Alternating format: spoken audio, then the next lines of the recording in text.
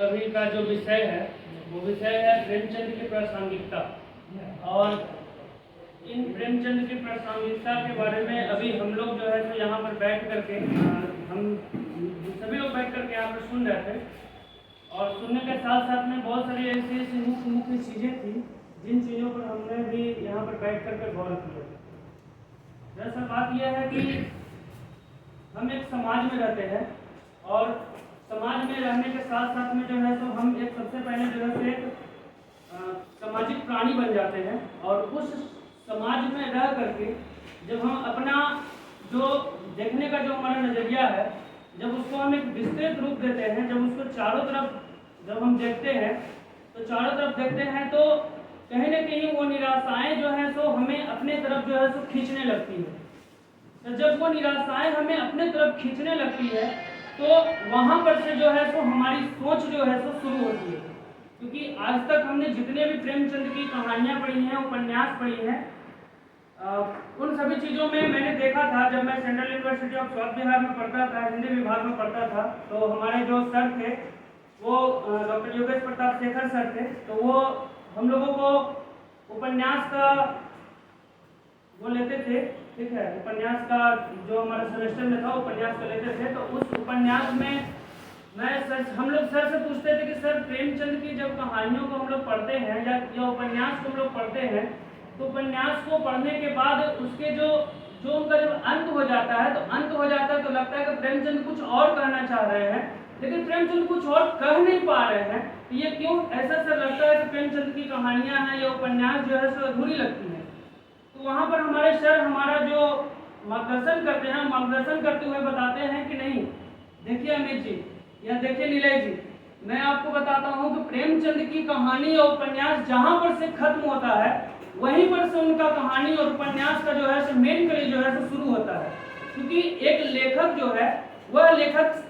लेखक ही सिर्फ समाज को सोचने का ठेका नहीं लिया हुआ है। समाज में रह रहे हर एक लोग जो लेखक की कविताओं को पढ़ रहे हैं, जो रचनाओं को पढ़ रहे हैं और पढ़ने के बाद उसको आत्मसात करने की कोशिश कर रहे हैं, तो ये उनका भी परम दायित्व बन जाता है कि वह समाज के विभिन्न मुद्दाओं के बारे में सोचे, चाहे वो धार्मिक मामला हो, चाहे वह सामाजिक मामला हो, चाहे वह सांस्कृतिक मामला हो या किसी भी प्रकार का मामला हो, उस मामले पर वो सोचे। और वाकई में प्रेमचंद जहाँ पर से उनकी कहानी खत्म होती है वहीं पर से हमारा एक सोच शुरू होता है, हमारा एक थॉट क्रिएट होता है, और वही थॉट जो है सो हमारा समाज में रहने का जो कला है या रहने का जो जीवन शैली है, उस जीवन शैली को जो है सो आगे बढ़ाने का कार्य करता है। तो कुछ दिन पहले की मैं बात बताता हूँ। हमारे एक मित्र हैं, अभी ये प्रगतिशील लेखक संघ से भी जुड़े हुए हैं, महेश जी हैं। उनकी माता जी का देहांत हो गया था, तो मैं अभी उनका गांव में गया हुआ था। तो कुछ हमारे मित्र लोग जो है तो जैसे हमारा क्षेत्र जो है सो सामाजिक कार्य का क्षेत्र है, हम लोग अभी कम से कम 12-13 जगह पर हमारा फ्री एजुकेशन सेंटर भी चलता है, ब्लड डोनेशन के क्षेत्र में काम चलता है, प्लांटेशन के क्षेत्र में काम चलता है, विभिन्न मुद्दाओं पर हम लोग काम करते हैं, स्लम एरिया में जा करके काम करते हैं, बच्चों को पढ़ाते हैं, लोगों को अवेयरनेस करते हैं, लोगों को समाज के बारे में सोचने के लिए जो है सो आगे करते हैं। तो ब्लड डोनेशन को कैंपेन को लेकर के हम कहीं जागरूकता फैला रहे थे, तो जागरूकता के दरमियान हमारे एक मित्र जो है उस समय कह रहे हैं कि ब्लड डोनेशन करते हैं, ब्लड डोनेशन पूछा हमसे ब्लड डोनेशन करने से क्या फायदा होता है। तो वो बोले कि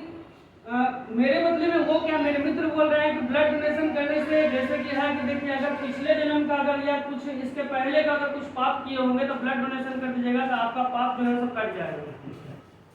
तो ऐसा हम कभी सोच करके नहीं चले हैं कि हम पहले क्या पाप किए हैं, अभी क्या पाप किए हैं और आगे क्या पाप करेंगे,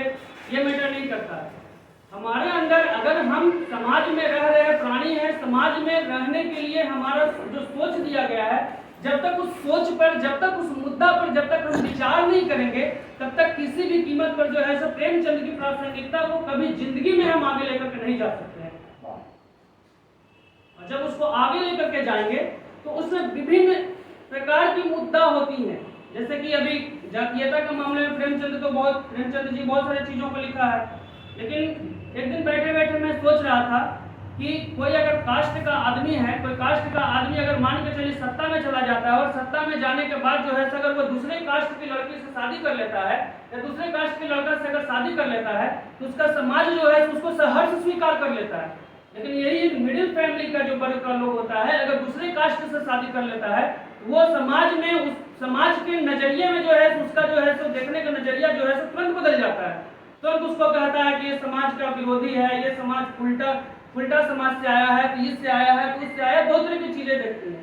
ये समाज का जो दोहरा रवैया है देखने का,